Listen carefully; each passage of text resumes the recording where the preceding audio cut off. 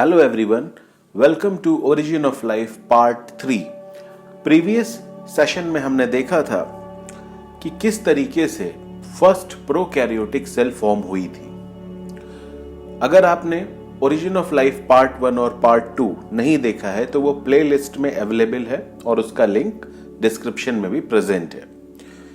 इस पार्ट में हम देखेंगे वीडियो क्लिप का पार्ट 5 एंड पार्ट 6, जिसमें हम ये देखेंगे कि अब किस तरीके से ऑलरेडी प्रोकैरियोटिक सेल तो फॉर्म हो ही चुकी है, अब प्रोकैरियोटिक सेल से किस तरीके से आगे फोटोसिंथेटिक लाइफ फॉर्म हुई, ऐसे ऑर्गेनिज्म जिनको साइनोबैक्टीरिया बोलते हैं वो फॉर्म हुए, और उसके बाद किस तरीके से यूकैरियोटिक सेल्स फॉर्म हुई, यूकैरियोटिक ऑर्गेनिज्म फॉर्म हुए, ये हम लोग इस वीडियो क्लिप में देखेंगे। तो first of all video clip देखते हैं, इसके बाद फर्दर डिस्कशन करेंगे। तो चलिए वीडियो क्लिप देखते हैं।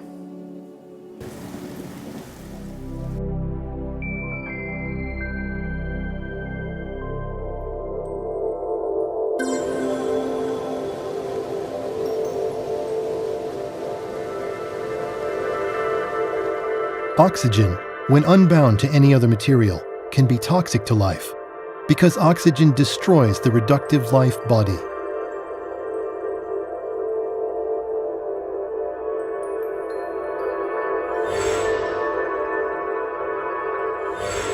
Therefore, the first photosynthetic organisms would have been anaerobic microbes, which produced no oxygen.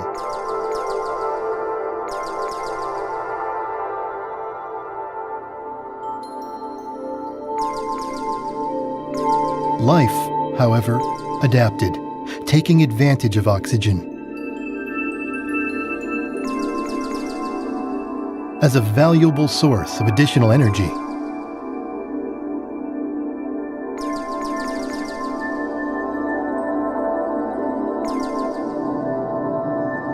This development resulted in the appearance of cyanobacteria.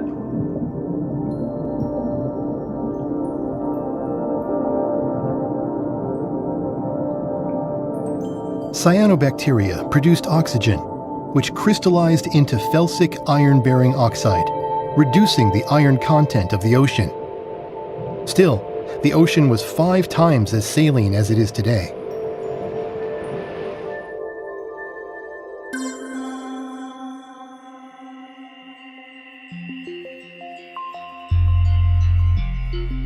As the Earth's interior cooled, old slabs of the primordial crust, resting at the bottom of the upper mantle, fell into the lower mantle.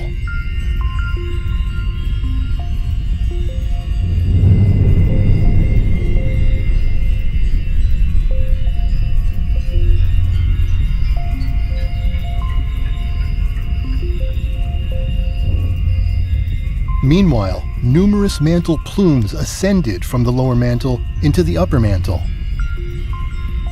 This phenomenon is known as mantle overturn. Mantle plumes pushed the basaltic crust upward, generating landmass.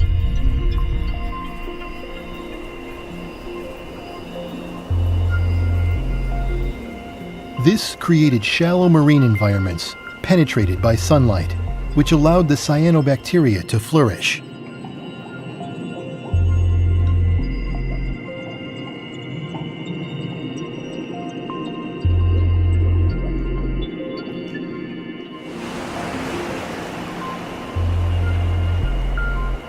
The oxygen produced by the cyanobacteria gradually altered the Earth's atmosphere.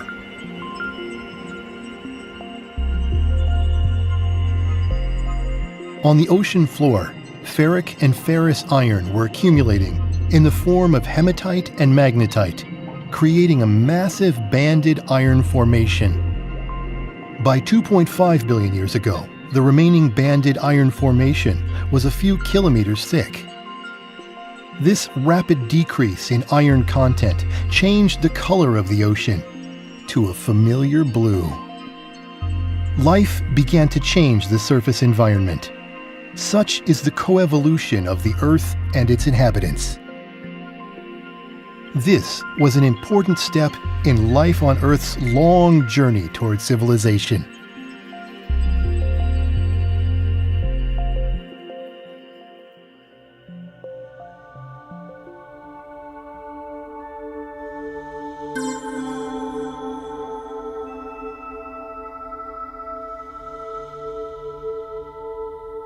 A collision between the Milky Way and a nearby dwarf galaxy produced countless glowing stars.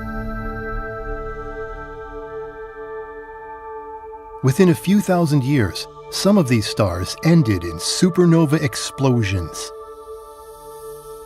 A myriad of cosmic rays from the supernova deteriorated the Sun's heliosphere and bombarded the Earth.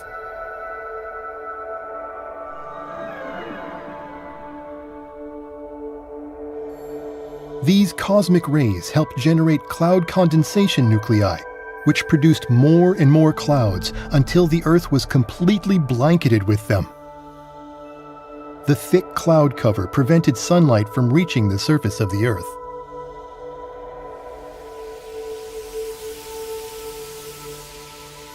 The Earth underwent a global glaciation event known as the Snowball Earth.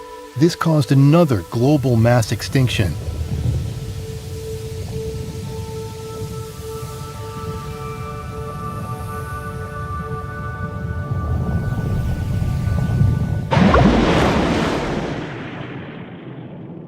But once again, some life survived yet another difficult period beneath the ice sheet.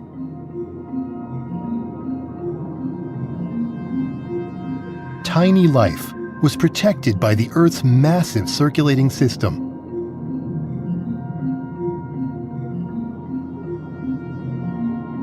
And the Earth is similarly held in place by the solar system and the expansive universe.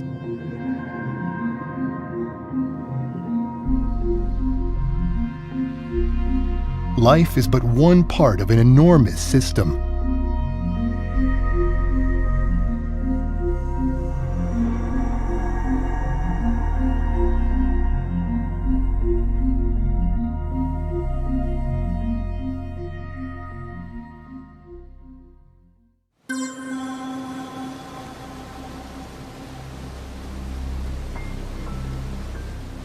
The prokaryotes survived the Snowball Earth, evolving into more complex life, such as endosymbiotic systems living together inside cells. They formed mitochondria and chloroplasts, which allowed them to get more energy from oxygen.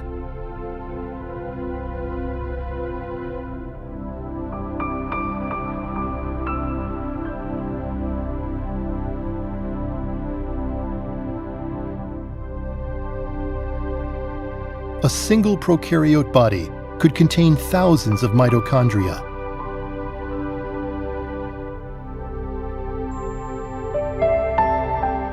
A nuclear membrane formed, protecting DNA from the oxygen-dense ocean water.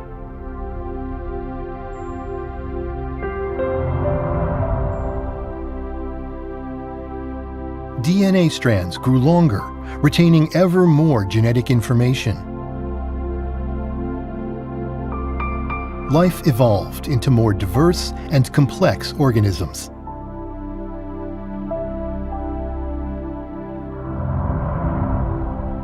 At long last, the eukaryotes appeared.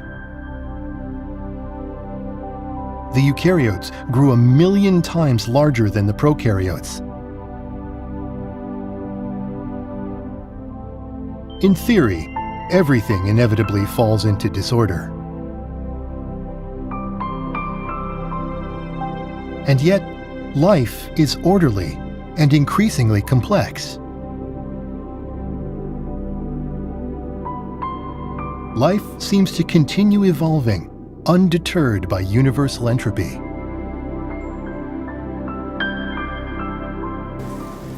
इस video में हमने देखा कि first eukaryotic cells कैसे form हुई। Primitive earth atmosphere में oxygen toxic थी क्योंकि ऑक्सीजन का नेचर रिडक्टिव था। इस वजह से जो हमारे प्रिमिटिव माइक्रोब थे, यानी जो प्रोकैरियोट्स फर्स्ट फॉर्म हुए थे, वो एनएरोबिक नेचर के थे।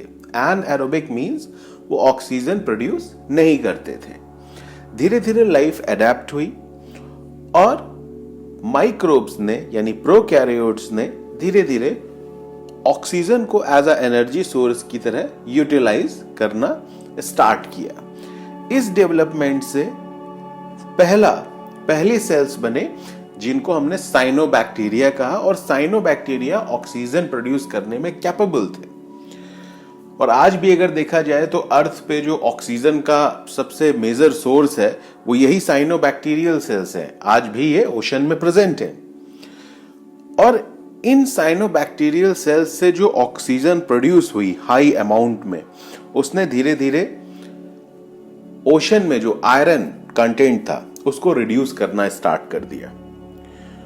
और इस वक्त भी अगर देखा जाए तो प्रिमिटिव ओशन, जब ये साइनोबैक्टीरिया फर्स्ट टाइम डेवलप हुआ भी था, उसके बावजूद भी अगर आज के सॉल्ट कंसंट्रेशन से हम लोग इसका कंपैरिजन करें कि ओशन में आज जितना सॉल्ट कंटेंट है उससे 5 टाइम ज्यादा उस वक्त भी प्रेजेंट था। तो इस वजह से ओशन भी देखा जाए तो लाइफ को सपोर्ट करने में प्रिमिटिव ओशन उतना ज्यादा कैपेबल नहीं था। बहुत सारे ऑर्गेनिजम्स के लिए, बहुत सारे लाइफ फॉर्म्स के लिए वो टॉक्सिक था। तो इस तरीके से यहां पे फर्स्ट सेल फॉर्म हुई जिनको साइनोबैक्टीरिया बोला गया, जो कि फोटोसिंथेटिक सेल थी और ऑक्सीजन प्रोड्यूस करने में कैपेबल थी। धीरे धीरे जब यहां पे अर्थ का इंटरनल एनवायरनमेंट भी चेंज हुआ और इससे धीरे धीरे कंडीशंस डेवलप होती गई कि साइनोबैक्टीरिया और अच्छे से ग्रो कर सके और अच्छे से फ्लरिश कर सके। और इस रैपिड इंक्रीज से जो साइनोबैक्टीरिया बहुत अच्छे से जब ग्रो करने लगा, बहुत अच्छे से फ्लरिश करने लगा, तो बहुत हाई अमाउंट में ऑक्सीजन भी प्रोड्यूस हुई।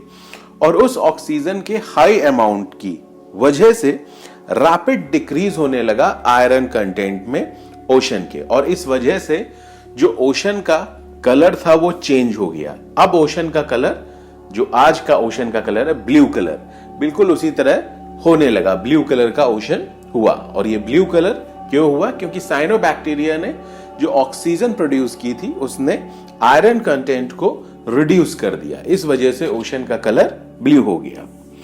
और धीरे धीरे इन सारी कंडीशंस से जब ऑक्सीजन का लेवल एनवायरनमेंट में इंक्रीज होने लगा तो सरफेस लाइफ के लिए फिर से एक बार फेवरेबल कंडीशन डेवलप होने लगी।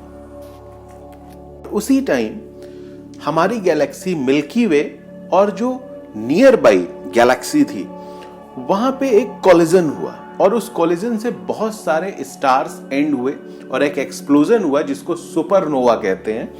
और सुपरनोवा में बहुत सारे कॉस्मिक रेज का बम्बार्डमेंट हो गया अर्थ पे, जिसकी वजह से अर्थ पे इतने ज्यादा डेंस क्लाउड्स फॉर्म हो गए कि जिसकी वजह से बहुत टाइम तक अर्थ पे सनलाइट पहुंचने की कंडीशन ही नहीं थी। अर्थ पे सनलाइट पहुंच ही नहीं सकती थी। इस इवेंट को कहा गया ग्लोबल ग्लेशिएशन इवेंट।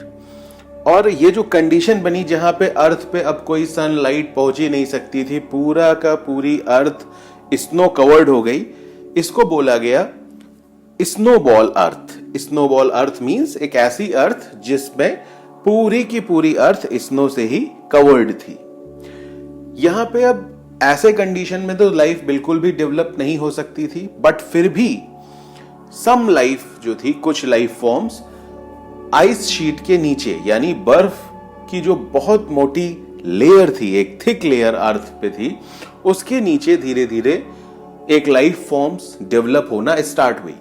क्योंकि अब ऐसी कंडीशन में सरवाइव करना बहुत टफ था और सेल्स को और भी ज्यादा एनर्जी की रिक्वायरमेंट थी खुद को सरवाइव करने के लिए, खुद को लिविंग रखने के लिए सेल्स को और भी ज्यादा एनर्जी की जरूरत थी।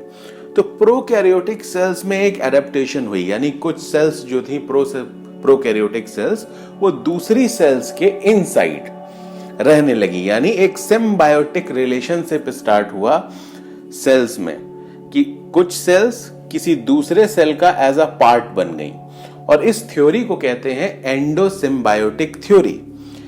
इसी प्रोसेस से सेल्स में क्लोरोप्लास्ट और माइटोकॉन्ड्रिया फॉर्म हुए। अब धीरे धीरे यहां पे एक अगर हम सेल की बात करें तो उसमें बहुत सारी सेल्स थी जो एज अ माइटोकॉन्ड्रिया बन चुकी थी, एज अ क्लोरोप्लास्ट बन चुकी थी, और एक सेल्स में थाउजेंड्स ऑफ माइटोकॉन्ड्रिया भी प्रेजेंट होने लगे।